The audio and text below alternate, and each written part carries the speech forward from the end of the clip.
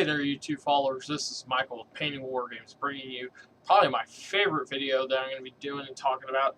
And I'm going to set the model up there and position the camera. It's going to be about the Necron Destroyer Lord. So, let's see if I can get this guy sitting up here. Let's get the camera turned.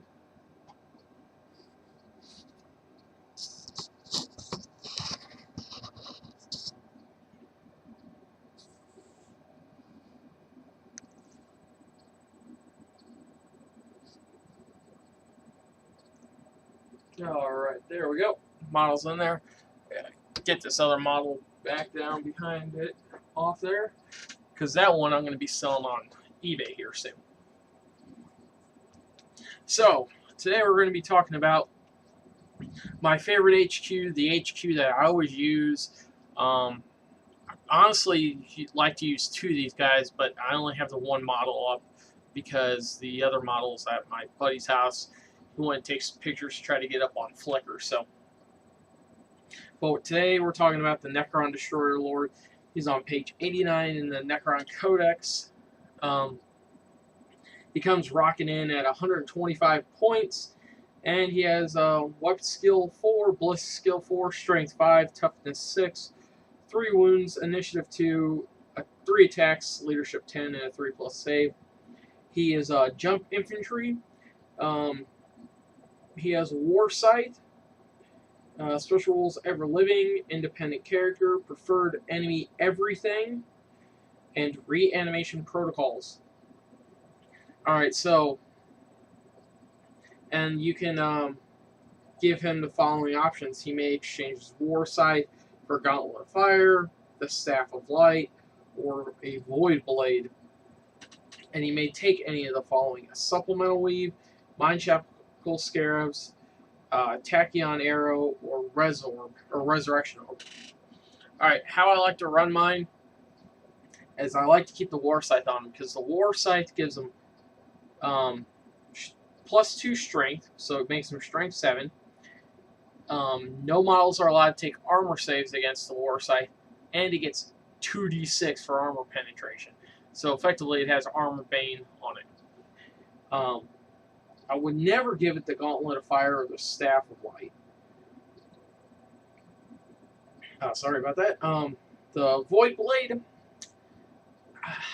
I can't justify having the Void Blade. Entropic Strike is good, but rending power attacks, and you're allowing enemy models to get saves against you. So, I mean, it's great against Marines, but man, it's not what you need it for. You need it. I use him as a look. This is a big threat on the table. My opponent has to deal with him in the squad that I put him in, or suffer great casualties. I do take the Supplemental Weave. It's 15-point add-on, so it makes him 140 points base. I do that because it gives him a 2+ save, which makes him missile immune. At 3 wounds, I mean, he is kind of vulnerable, and 3+ save. That 2+ save saves me against missiles, and against like power swords and stuff like that. Because all power swords and lightning claws are AP 3. So, but what he's really good with is I run him with some race, and I'm trying to think where my race are here. And see popping up in the back. I run them with these guys, and you're not going to be able to see the entire model if they stand up, but those guys. I'll show a couple pictures of the race at the end. I run him with a group of 6 race. The race all have whip coils, and I put him dead in the middle of this circle of race, because the race have a 3+ save, and it's an invulnerable save too. So, because I run him with the race and with the whip coils, I'm getting him to go first. I want the charge. I want to be able to, because the race can, You know, they're both jump infantry, so they can move 12, and then they can run. I go after squishy little units that I know I can get a hold of. But say I'm playing Grey Knights, and there is those squishy little units. Well, I'm still going to run my Necron Overlord, or Destroyer Lord, with my race. And I'm going to hide them in the middle, and let these race take the las cannons, and the multi-meltas, and whatever else they can spam. You know those hits. Because the 3-up invulnerable. And I'll get the race in a position to where the Lord can divert off and go after tanks in a Grey Knight army, or transports or the likes of that. And then the race will go off and deal with the Terminators.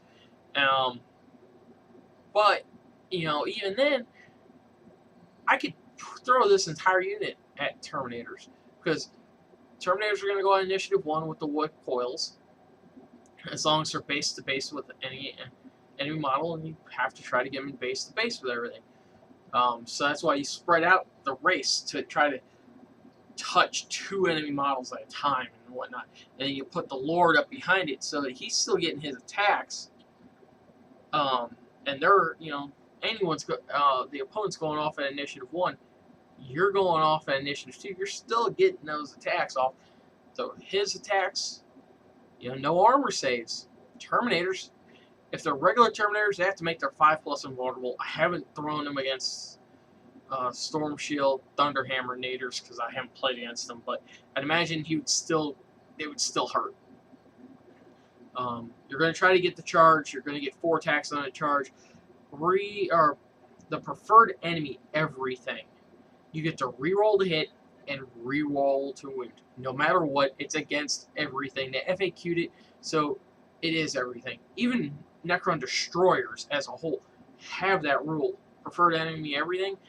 And they get to redo it on the shooting end, too. Reroll to hit, reroll to wound. They made preferred enemies so good. I like to field 2 of these in 2,000 points because they are a cheap HQ. 140 points, that is going to wreak a lot of havoc. Unfortunately, I only have 6 rates, but I wish I had 12.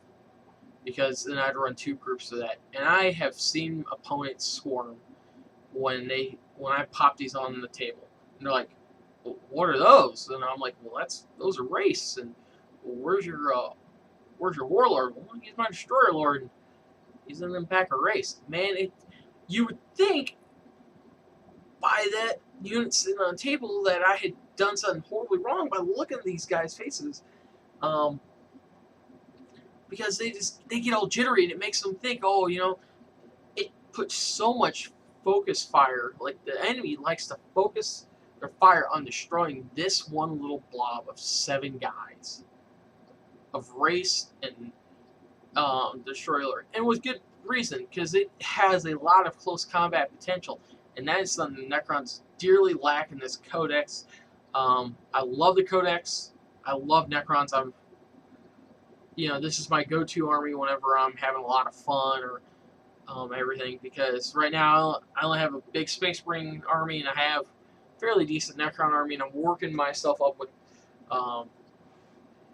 Chaos Space Marines. Yes, the new Tau Codex just came out. I have not bought a new codex since the Chaos Space Marine Codex came out for 6th edition. Dark Angels, not appealing to me. Demons, I would like to get into demons, but I need to see people play demons, because demons were that one army that no one ever played in the club that I go to. Well, guys, this is just a short little video. I know it's run about 9-10 minutes now, but this is my opinion on how I use the Necron Destroyer Lord. I will show pics of him and the race that I have at the end of the video, like always. And if any of you guys would like to have some models painted, please contact me at paintingwargames@gmail.com. We're a full-service company. I got me and my buddy who do this. We're looking for commissions. We're looking to help people get their models painted. Send me an email, and it doesn't matter how big or how small. the project is. You know, it could be one guy. You know, it could be a gargoyle. Let's say it's like 6 points. I could do a 6 point project for you, or I could do upwards to 50,000 points if you want it done for like Tyranids or Space Marines. Say you want 50,000 points of Space Marines or Tyranids. I will do a project that big. I'll go as high as you want. I'll do as big a project as you want, or as little a project as you want. So, guys, this is Michael of Painted War Games signing off, and like always, keep gaming.